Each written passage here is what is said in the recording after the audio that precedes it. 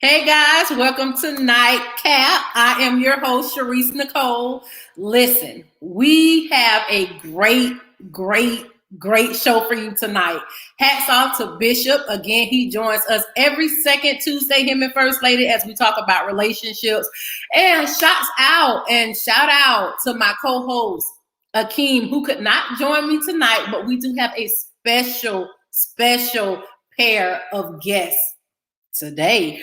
We're continuing our conversation from last week when we talked about customs and culture for the millennial Christian. Guess what? We're going to talk about it and we're going to dig deeper. We actually have a powerhouse joining us tonight, Pastor Moore and Kenya. She say just Kenya, but Lady Moore. And so we are excited to have them on. Hope you all had a great week. Listen, share, like, tag your home girl, tag your homeboy. Tonight is going to be litty. And again, my name is Sharice Nicole. Let's bring on our special guests. Hey guys. Hello. Hi. So a lot of people don't know who you are. Please introduce yourselves. Well, we are the Moores, and I am originally from Virginia and born and raised in Hampton, Virginia. Let me see. Went to undergrad at Norfolk State University. Went to grad school at Virginia Union University. I'm in the greatest fraternity in the world, Kappa Alpha Psi, to the day I die, with Bishop John Eric Guns. And currently we reside in Houston, Texas, and we love it here. It's an amazing city, culture, and glad to be here. I'll let my wife share. Yes, hello everyone. I am Kenya Moore, not like the Real Housewives of Atlanta, but that is my very familiar name. Yeah, absolutely. I always have to use my middle initial. And I'm originally from Washington, D.C. I lived in Hampton, Virginia, along with my husband. And I attended Johnson C. Smith University in Charlotte, North Carolina, where I obtained my bachelor's in social work, and then attended the University of Pennsylvania in Philadelphia, where I obtained a master's in social work. And so, as John has mentioned, we are in Houston now, and we definitely do love Houston, Texas, such a big city. So we're just grateful to be on tonight with NIghtCap Live. Listen, I am tagging some people right now. If you all would love to, you can go onto the page and share. We want to get the audience involved tonight. Okay. We're just going to jump right into it. Pastor Moore, I see you're already into it. So it's going to get what page is it on? Yes, it's on SPMBC. SPMB. Mm-hmm. Or St. Paul Church of Jacksonville. Okay. Gotcha. Okay. St. Paul, Jacksonville. Okay. I'm you can keep going. I'm looking at it. You're looking at it. Cool. So again, tonight is going to get heated because we want to know. I'm a Christian millennial, and you guys are obviously married, and I aspire to be married, but there are a lot of challenges. It's kind of like there's a feud right now between men and women. You have this big guy, this big personality out right now, Kevin Samuels. You have the Level Up group with women. And so you have everybody like competing for power. Women are boss babes. Men are high value and have been disrespected for so long. So it's like the time for the men to rise. What do you think are the biggest challenges that men and women are facing today as it relates to relationships and connecting? Well, I guess I'll start off. First of all, thank you for the invitation to come up here. We appreciate it. We don't take it for granted. So thank you so much, Dr. Nicole, for the invite. I think one of the biggest challenges is, the day that we live in today, everybody's independent. And so, everybody's doing their own thing, for me and my wife, we both have degrees. My wife, when I first met her, she had her own place, very independent. And so the challenge is, what do I really need with you? I have everything that I need. You have everything you need. So why do we really need each other? And so, back in the day, uh, the older generation, they needed one another. Back in the day, the woman, she would stay at home and raise the kids while the man was out there working. And that was the traditional way. But in the context in which we live in today, the man is working and the woman is working. And a lot of them are independent. And so I think that's one of the challenges, that I see. I definitely agree with that. And I think because of that, another challenge is it's such a competition that men and women are competing with each other. In relationships. While in a relationship. Exactly. While in a relationship. Like, it's a competition. Like, no, we're actually supposed to be in this thing together. It's not supposed to necessarily be a competition at all. You already have competition with females. You have a competition, men with men, but then you get into a relationship and then you're competing with your significant other, or if you're married, your spouse, or if you're trying to even just get to know someone. And so I think for us as millennials in this day and time to really think about that, I don't have to compete, first of all, with my brother or my sister. I don't have to be in a competition with everybody that I meet. It's not a competition that you do what you do wonderful. I do what I do wonderful. And when we bring that together, we can create something massive and something awesome. And I think if we have that mentality when we're coming into our relationships of, I'm not coming into this thing to compete with you. I'm coming to add to you. I'm coming to, agree with you. I'm coming to make this thing better. I think that would help us. But I think that is one of the challenges is we still much competition. I think another thing, so me and my wife, we both preach. What's amazing is we're not in competition with one another. Right. We celebrate one another. I'll give you an example. So last week, we had a conference, Women Who Win conference. And so I watched my wife. She was one of the co-hosts for the conference. And, she was in the microphone and, getting the people hype and giving out prizes and things of that nature. Now, if I had low self-esteem, I would be jealous. Right. How come I ain't in the mic? I'm the preacher. How come I ain't in the mic? But what we did was we used our strength. So I took the camera that I love to use and I videotaped her. And got clips of her doing what she did. And I enjoyed doing it, and she enjoyed doing what she did. So at the end of the day, we complement one another. So it works out for us. But it can't work out if we both don't know who we are individually. Right. And you know what? Look, we don't want to do this thing, but this is another thing with John saying that is that, we don't, we complement each other and play on each other's strengths, and where one is like, okay, I'm not as strong in that area, but the other one is. One of the other things I think millennials have to pay attention to, and I'm really speaking that definitely, especially for married couples and those who are looking to get married as well, is that you cannot allow other people to put you against each other or to make it seem like you're competition. Right. Because you two can say, we're not competing against each other, but then somebody on the outside is say, well, he can preach better than you.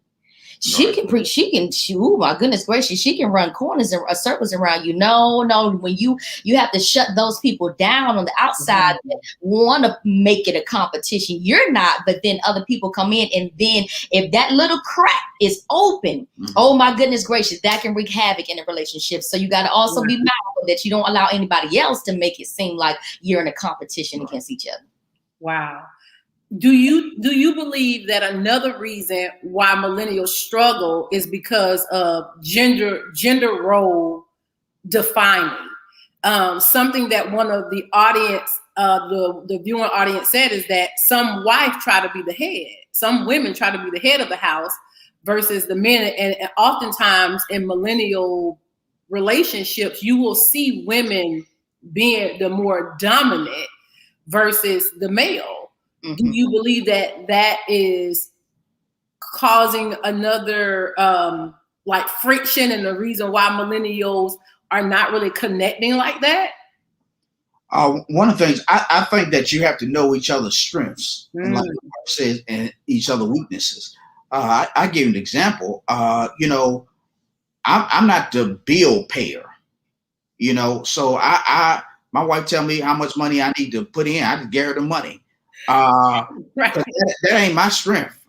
So I ain't gonna lie. I don't know how much the light bill is. We gotta make sure he's busy. You know, some lights out. I don't know. I just give her the money, and she does what she does. But that's her strength. That's what she does. And so you got to know each other's strengths and know each other's weaknesses and compliment at the end of the day, you know, one another. Does that make sense? It does. Now I want to piggyback off of that because some men will say that a woman paying the bills or having possessed the strength of paying the bills kind of downplays the man as the household. What do you think about that? Yeah, that's a man that doesn't know who he is. That's a man that doesn't have confidence in who he is. At the end of the day, I know I'm still the man. She knows I'm still the man. Right. So at the end of the day, I know who I am. So I don't have to try to, you know, sit back and oh, I'm the head of the house. Anytime you got to keep saying you're the head of the house, you're not the head of the house. Wow. Now there are moments, of course, when I joke around with my wife all the time. Help us, Jesus. I'm the head Negro, you know, and you know I'm macho, you know, but that's just my equal. I'm a nuke, so you know, but we help one another, you know, we compliment one another. So you just got to know who you are at the end of the day. You know, of course, that old tradition, that old way in which we saw, and like I said before, the women stayed at home, and some men, they still live up to that particular context, you know, and the woman doesn't do anything.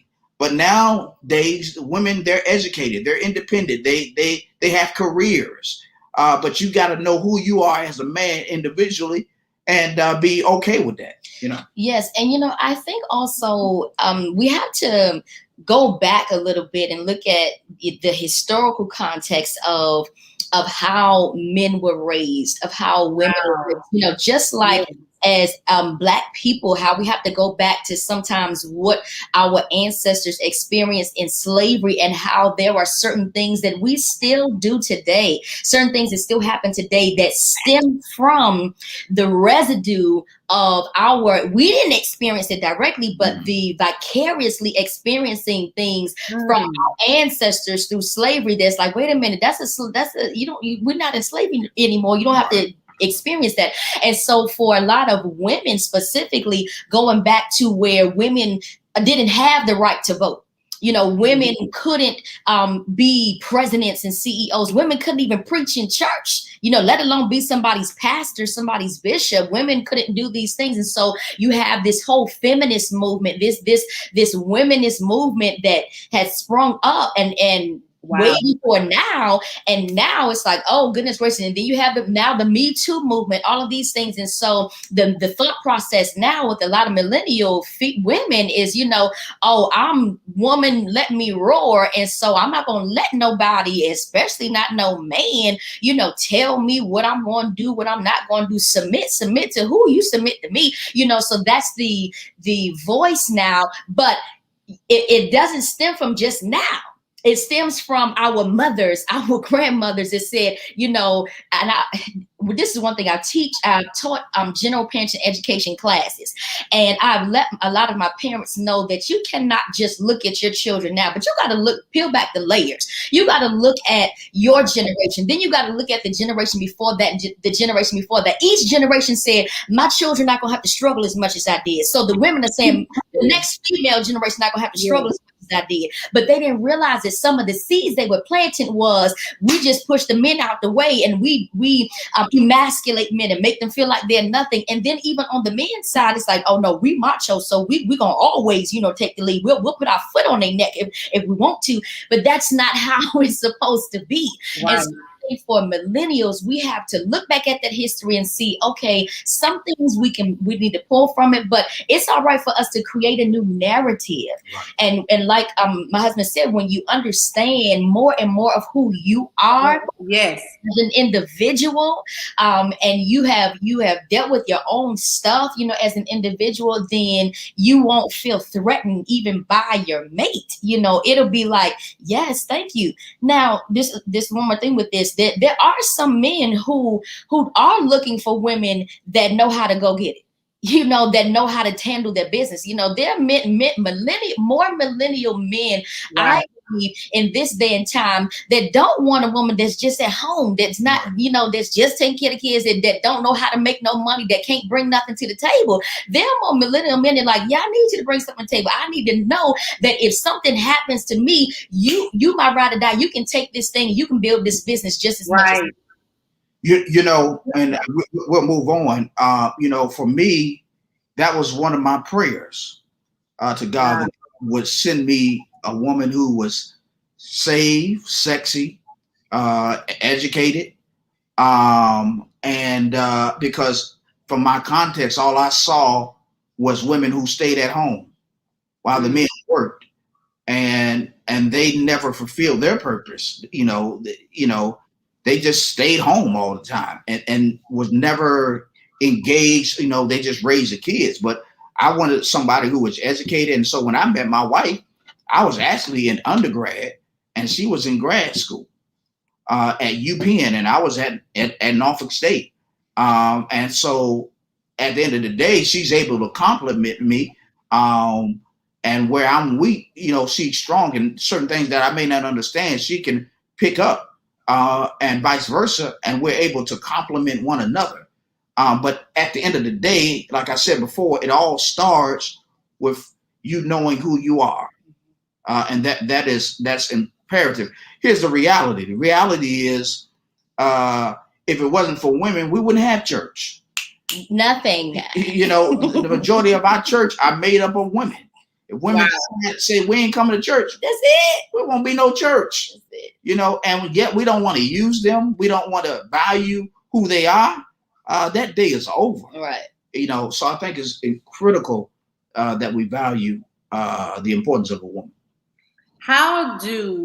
When we talk, I have some follow-up questions. So I want to go back, Kenya, to something you said about where women are now, that rah, you know, hear me roar. Mm-hmm. What, you say submit what? Cooperate what? You know, how do then a woman, because you're married, right? Mm-hmm. And a lot of women aspire to be married, but because of this clashing with genders and that whole power struggle, at some point you gave in or understood you being a feminine, soft woman didn't take away from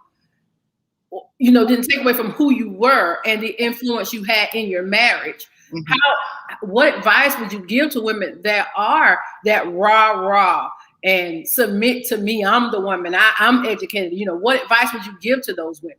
Mm-hmm. Well, one of the first thoughts that I have, a little bit beyond advice, is a lot of women who, and this is just in my personal experiences being in the profession of social work and coaching and counseling, is that rah and I'm gonna submit and all of that. There's such a vulnerable, soft side to women like that, mm-hmm. that sometimes for whatever reason, they don't want to get in touch with that particular side. If something has happened in the past that they displayed that side and it just wasn't received well, or whatever the case is. But a lot of times, and I will have to say, if a woman meets a strong man who knows how to really value women really, honestly, deep down don't have a problem with submitting. Because when we hear the word submit, definitely, especially as women, we hear the word submit, we're independent. Just like my husband said, when we met, I make my own money. I have my own place, have my own car. And that is the way that I was raised. And that's just the way I was taught. But I grew up in a household with my mother and my father. So I didn't grow up with a single mother or a single father. My parents were married, and they're still married to this day. So I grew up with both my parents. So I saw, both of them working and all of those things. So, that is a part of my story. But I still was raised to, like, you can get your own and it's okay. But I also understood the importance of submitting to not just a man, but to submitting to someone else. That I'm not living in this world by myself. But deep down, we really don't have a problem with submitting to a man who is showing that he's going somewhere.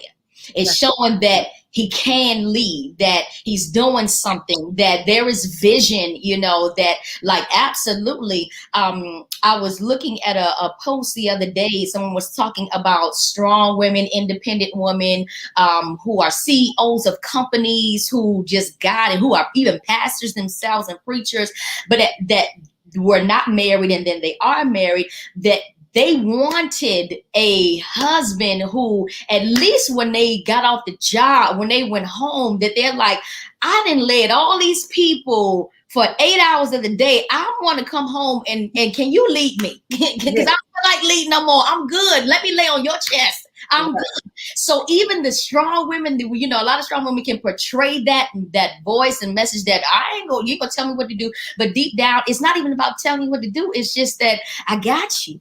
That's the submission. That you can submit to that when the man said, I got you, and they really demonstrate and show I got you is good. So I think that one of the pieces of advice I can give is to make sure you pay attention to the men that you entertain. Because sometimes the men that we entertain, you absolutely don't want to submit to them. No, I would submit to you.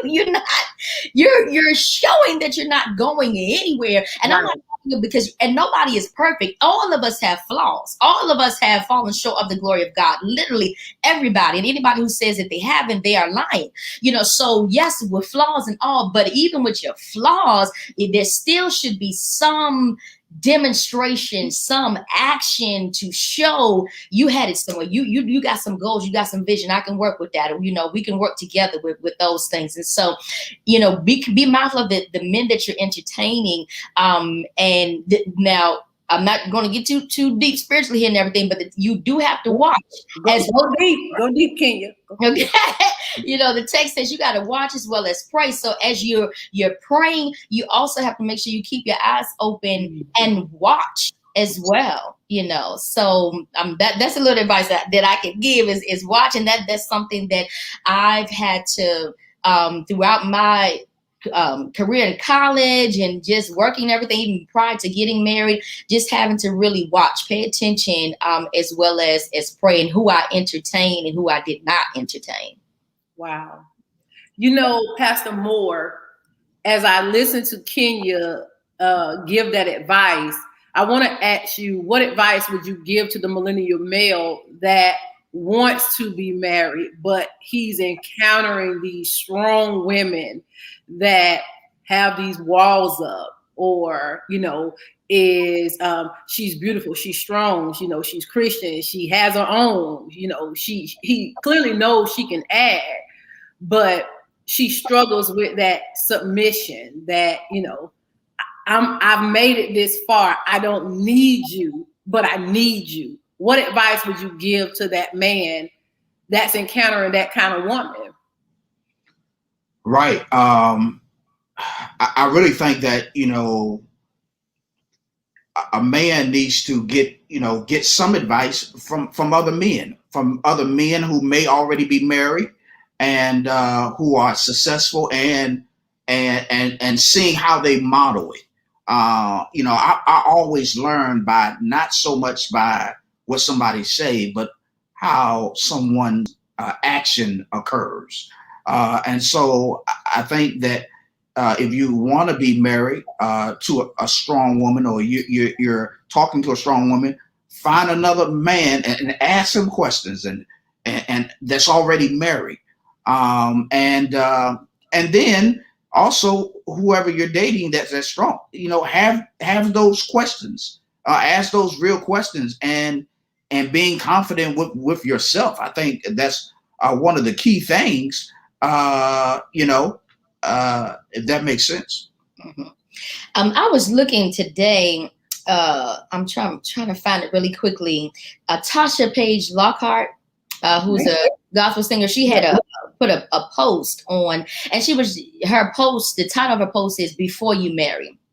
And she gave a little excerpt. One of the things she said was, don't assume anything, pray more and talk less.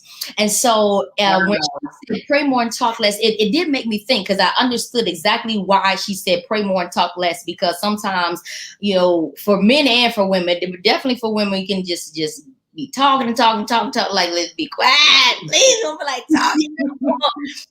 So just pray more and talk less. But when I saw the talk less, I said, I would add to it, and this is just saying something that John mentioned. I would add to it and say, talk often, converse often, have conversations often, because I think that's another thing that people who are married, and then definitely before you get married, we lack good, healthy communication. We lack talking. We don't, and definitely millennials, that was our forefathers, and that stuff has been passed down to us. We need to break that cycle. You need to talk. You need to converse. You need to tell the truth. You need to tell your truth, even prior to getting married. And so I think that if we have better conversations, and it doesn't mean like, okay, the first time I meet somebody, I'm just going to tell them my whole life story, because then you push somebody away, they're like, okay, pump your brakes. I don't need to know all that. But as you right, you get to know a person, talk more and share. Yes, a lot of people, I will have this just for the human brain, the human species. It is hard. It's not easy to be vulnerable, because you can't trust everybody, and you cannot be vulnerable with every single person. But it is good to have that healthy communication, to be able to talk and to say, okay, for a man to ask, or just, you are a very strong woman. You are very independent, and that's good. I admire that. Where did that come from? How did it come? And instead of saying like, you too strong, you too independent. No, don't diminish my independence. Don't diminish my strength. Ask me, where did that come from? What made me that way? How, and see how you can shape it into, something positive, and vice versa. Women for men, what made you a strong man, and things of that nature. So I just think we need to have more healthy conversations. Right. Another thing to add to that. So just to give you context. So me and my wife, we've been married for 11 years. Amen. For 11 years. And so it has not always been great, communication. Right. It has been a gradual process. Yes, sir. Because in my context, I never saw where, men were vulnerable with their wives, or I never saw what, actually have conversation and talk. And so for me, it took a while within our marriage. I grew up, typical church. I was a young preacher that was preaching. They say, you need to get married. I'm in my 20s. You need to hurry up and get married. You young preacher, you need to hurry up and get married so you can have sex. And so they forced all that stuff, and I didn't know what I was doing, and things of that nature. But it's not until we've gotten into the marriage, and really over years, and consistently communicating and becoming really comfortable with one another. And I think it's a wonderful thing. But like you said, I think the key thing is communication.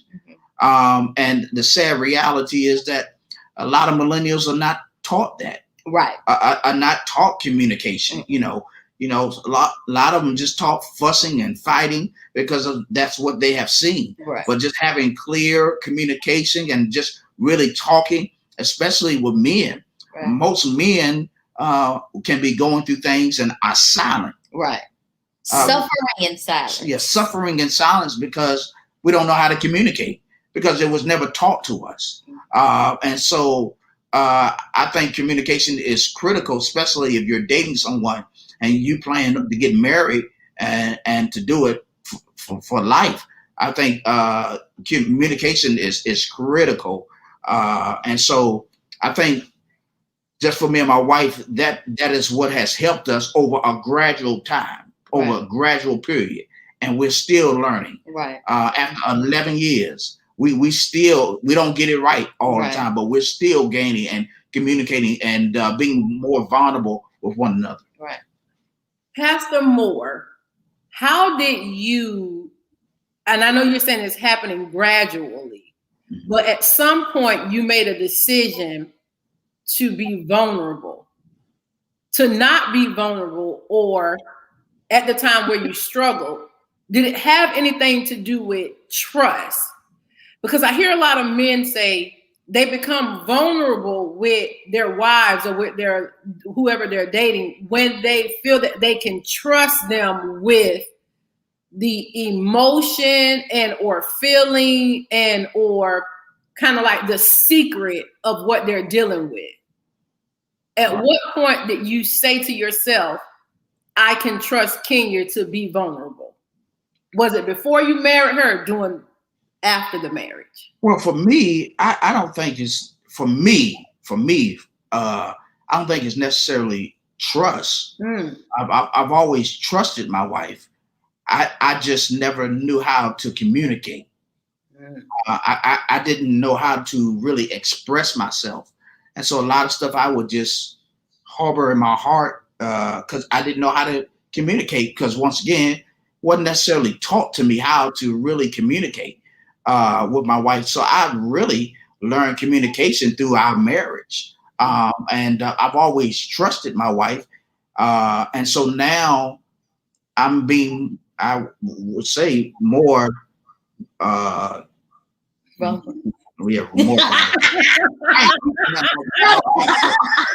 me try to be on the word. Strong. No, just ain't no pump now. Oh my gosh. Don't be no pump, Pastor. No. No, right, but just being more open. Let's say I think that's a good word. Being more open, and being more open for me has given me more freedom. More open for me has really just opened me up and has opened up our marriage even more. Just being more open and not, hiding and not expressing how I feel and things of that nature. And I think for me as well, going through just having therapy. Ask that question there. And being okay with having therapy and being able to communicate more. That has helped me in tremendous ways. Right. And you know what? I think and I have to go back to, because I cannot just put this on millennials. But it's so many things that have been passed down that even we as millennials don't even realize. We are carrying so much stuff from the 30s, from the 40s, from the 50s that we don't even realize. It's back. I can't even call it, because we call it like generational curses and stuff like that. I can't even call it curses. It's just so much stuff that we are carrying that has not ever been unpacked. That has the layers have never been peeled back. Nobody has just really sat down just with their own children. To say, look, let me tell you how we were raised. Let me tell you how things went in our family. And let me tell you how things need to go with you. Let's talk about what you're feeling and what you're thinking. No, and especially in the Black family, you sweep everything under the rug. You don't tell nobody what goes on in this house. Therapy, who? What goes on in this house? Stays in this house. You don't share. You don't do that. And then grandma didn't tell, that she had this issue and grandpa did. Yeah, millennials, it's time out for that, because we can't allow the next generations to keep going through the same cycles, and we don't have to, And so I think that being able to have a safe space, even in marriage, because there are some marriages where there's not a safe space, where the husband doesn't feel safe, or where the wife doesn't feel safe, or even just in a dating relationship as well, where you don't feel safe enough to, which can go back to that trust, to feel like you can even share. But I think that we need to make sure we're creating enough safe spaces for each other, and within your relationship, to be able to share. That's what I was going to say, is that a lot of these things, therapy, healthy communication, vulnerable, those words are like cuss words. You know, they're like, don't talk about it again. Okay, don't talk about that. Those are taboo words. Like, what? We don't do that. No, absolutely. We need to do that. That's some of our issues and our problems, is that we're not doing those things that are healthy. And you think God isn't in it? He is absolutely in it. Go ye into all the world. Okay, that means outside of the four walls. So that means he has built and he has created counselors and therapists who know God to help you, who are trained, who are skilled, who can bring the spiritual with the secular to help you get yourself together. You think God isn't there? He absolutely is. And sometimes God isn't even in the pew. He's on the couch. Ma'am. Okay, help me. I'm sorry. I'm just saying. So millennials, like, it is okay. Like, it really is. It's necessary, actually. You know, I believe that there are some relationships that are doomed from the beginning because there was not an individual healing that took place prior to the connection. Yeah. I remember I read this book called Relational Intelligence by Pastor Darius Daniels. Mm-hmm. Yes, and he talks about a healing process and almost like a wholeness that we must have. Yeah. Prior to connecting in relationships. But he said something that I thought was so significant in the book. He said that there are some people you have to meet or be exposed to become the person that God ordained you to be. Mm-hmm. Wow. Yeah, that's good. And it hit me. Mm-hmm. I can see for myself, I've encountered just dating relationships that did not manifest in the manner that I thought it would, but it exposed a habit or behavior to me that brought about a different change or a different mindset. Mm-hmm. Some good, some bad, but nevertheless, it exposed something in me. And then he talked about in the book being your authentic self. Mm-hmm. The problem with that is, I'm going to say this, and Pastor, I could be wrong. A lot of people don't know what is an authentic self. Right.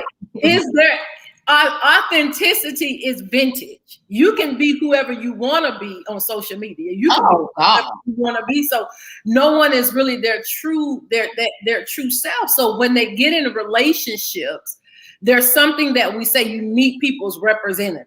Mm-hmm. That's what I believe. Right. You meet. I don't believe it's their representative. I believe that is a part of who they are. Right. But something happens in the relationship and the meeting and courting process that triggers a moment or a memory or something that they have experienced that caused a shift in the dynamic. Mm-hmm. So if nothing triggers them, then I would hypothesize that they will continue to be that same person that you met.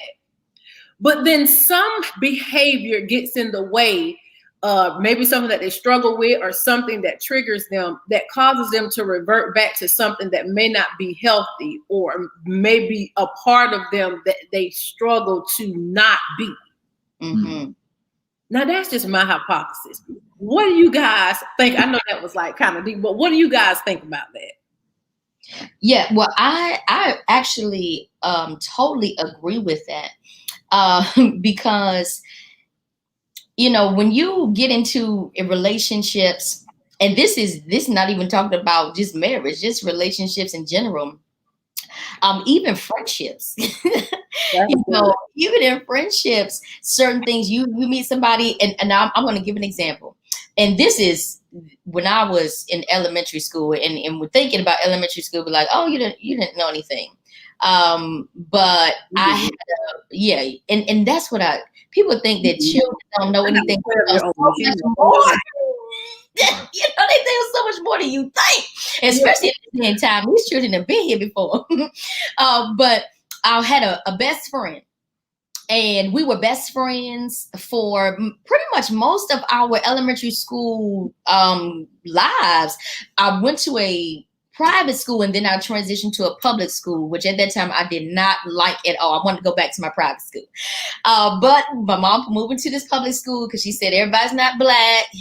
This is not the whole world. You got diversity. Yes, and then you got to toughen up a little bit. And I'm like, oh my gosh. Anyway, had a best friend, and we were good friends, each other's house, all of that. And one time we were on the playground, and I said something like, oh, I ain't gonna let her bother me, or something like that. And I'm not that person. I'm not the fighting person. That's just, everybody that knows me knows that's not me at all. I'm literally joking, but it triggered something in her. Wow. And she took that so seriously in elementary school on the blacktop. She took it so seriously that she literally was ready to fight me. And I was so taken aback, because I was thinking like, okay, she's not serious, she's joking, but she really was serious. And people were like having to move her back, and then they were protecting me because they was like, we know Kenya is not serious, like stop. They were defending, they were like, you're not, because we know Kenya does not fight like that. Right. But it triggered something in her. And I was like, man. And so I never saw that side of her towards me, but that was in her. Wow. That was her authentic self. Wow. From the very beginning, but I never encountered that until that moment that I said something that triggered that whatever she experienced in her past. And I knew a lot about her family and where they grew up and everything. It triggered something in her from that moment. And then after that, we weren't friends, and I hated that, but it just, it was what it was at that moment. And so definitely in relationships, that's why we talked about the communication and having and talk, and then paying attention. And then when you pay attention, not ignoring things, because sometimes we can see things, we call them, what we call them, red flags. Red flags. These red flags, we can see these blue, yellow, white, green flags all over the place, and don't say anything about it, ignore it, or we'll keep it in. Like, you see it, no, that's real. It's real, and you need to address it. You need to talk about it. I think more marriages would last if that happened prior to marriage. I think that more people would be in healthy relationships, healthy friendships, if when they see those things, when those things come up, that they do address them. And you don't have to address them in a nasty way. Right. You just got too many nasty people that other people like, forget, I don't even want to explain anything to you, because you always have an argument, or you always want to be nasty, so but I think if we have to make sure we don't ignore those signs, and that we do address them in a healthy manner when there is a trigger. And then if you are the one that's triggered, be honest about your trigger. Say that something in me. Yes. And you may not even, sometimes we don't even realize, like, we know that it's a trigger, but then we have to go back and really consider and think about, well, why did that trigger me? What may have happened in my past or that I've experienced that caused me to be triggered by this thing. When we start getting there, and it's not so much that we're being so analytical and all that. No, it's meaning you're being a healthy individual so that you can be a healthy couple. Okay. That's what that is about. And so, but I think when we start getting to those places and spaces as millennials, our relationships will be so much better. When our relationships are better, our marriages are better, our communities are better, our school systems will be better, everything, our life will be so much better. Wow. So, recognize the red flags, recognize those triggers in someone else, but then also recognize the triggers in yourself and reconcile that within you. Don't hide that within yourself. Wow. You know what, Kenya, I want to go back for a moment because we have 9 minutes, but I want to go back to something you said. You were talking about your parents and your parents being together. Mm-hmm. me and Akeem had a conversation, and 65% of African Americans are reared in a single parent home. Yeah. Of that 65%, 49.8 or 5% are African American women, and the other 50-something% are African American men. Mm-hmm. Do you believe that a woman having the lack of presence of her father, and or the male having the lack of presence of his father or parent, active parents involved, has a lot to do with the state of, and I said African American because I want to talk about the African American culture, has a lot to do with where we are in terms of this conflict or battle between the sexes of men and women in relationships? Mm-hmm. Well, I think it has contributed to where we are in a major way. Of course, not everybody, because there are some wonderful mothers who have raised their sons and their daughters to be well-rounded and have provided great examples for them of male figures to help them with their thought process of how a male should be, how men should treat women, and vice versa. And there are some awesome single fathers, because I can't leave out single fathers. We have some single fathers out here who are doing it well, who are raising their children in an awesome way and have great female examples for their children. So I think it is a major contributing factor when people are raised in single parent homes where they don't have that balance of both parents to be able, and then to be able to see the example of healthy marriages, of healthy relationships, of how to communicate in a healthy way, that when we do disagree, this is how we break this thing down. We don't run from the conversation. We're not going to yell at each other. No, we are not feeling good right now. We are upset. This is a valid emotion, but this is how we handle the conflict. So a lot of people have not had that example. And so because they haven't had that example and been taught and shown, they don't know what to do. Just like John mentioned about not knowing what to do. Now, I was raised in a household with my mother and my father.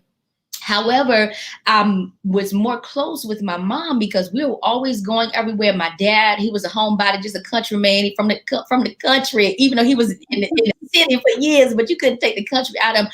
He didn't go to church, he just stayed home. So, he didn't communicate like that, didn't talk and things of that nature. But that was really no fault of his own. It's also because he wasn't taught that. See, this is the cycle that continues, and someone has to cut the cycle off, not at the head, but at its root. You got to take this stuff up by its root, because if you leave just a single root in the ground, it's going to grow a stem. So you have to take it up by the root, I think another thing is really exposure. That maybe your father was never in your life, or your mother was never in your life, but I think exposure is a key component. So for me, my parents, they were married for over 20 some years, and they got a divorce when I was older. They sat down with us and told us, that they're going to go their separate ways. And so I never thought I would experience that. But my father lives in Seattle. And we never really, I've always had my father in my life, but he really didn't teach me necessarily about life, or taught me about, talking to women and things of that nature. My father was always a handyman. He could fix anything. That anointing didn't spread in my life. It didn't pass over. See, my mom, it skipped over. It didn't pass over at all. But we give God praise. But that's all right. But but my father didn't teach him. Wow. Didn't talk about real issues and life and things of that nature. But because of my exposure, God connected me with other men to share with me about life and things of that nature. Now that I'm in my adulthood, and my father has gotten older, me and my father, we talk all the time. And we just talk about life and things of that nature. But it's not until he's gotten older and I've gotten older, but we have a great relationship and communication. And so I think every context is different, but at the end of the day, it's all on what you're exposed to. Right. And so that's why I believe there is a charge and a mandate for millennials to really help the next generations, so because we know what we lacked growing up, what we did not receive, and that we had to try to figure this thing out for ourselves, or talk to our peers or be exposed. Now we have to really make sure we are talking to the next generation and helping them as much as possible. We can't help everybody, but the ones we are assigned to have these heart-to-heart conversations, to say, this is how you approach a woman. This is how you talk. This is what sex is. This is what sex isn't. Talking about, this is how you have healthy conversations and communication. This is how you deal with that conflict, those things. And so I think we as millennials, we do have a mandate and a charge now to reach not back, but reach forward. Yes. And help the next generations. Wow. Listen, guys, this has been amazing. I have thoroughly enjoyed your responses and the conversation. It has to continue, because the family unit for the Christian millennial is struggling. God didn't intend for it to be that way. Right. It is such a it's a distraction. It's a trick of the enemy. Yeah. To keep us from doing what God charged us to do. Right. And outside of making disciples, we got to procreate. Right. Yes. It's not happening. It's not happening in a divine way. Right. It's not happening the way God intended, because the greatest trick the enemy has done so far is to get into our minds to make us feel like we don't need each other. Right. And it's not true. From the beginning, God saw that we needed each other. We do. We gave Adam Eve because he saw that it was not good for us to be alone. But for whatever reason, I say this, we have this selfie mentality. Yes. Selfies.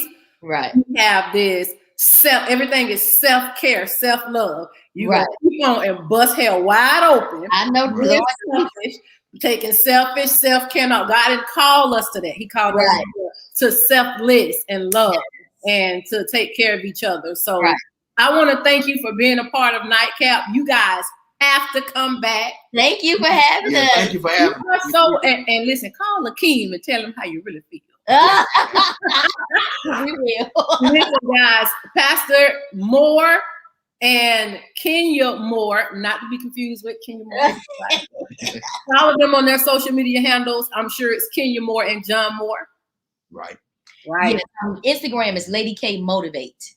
Let me follow you. Lady K Motivate. Yes. And I am JX Moore, the number 3 on Instagram. JX Moore, the number 3 on Instagram. Listen, guys, like, share, tag.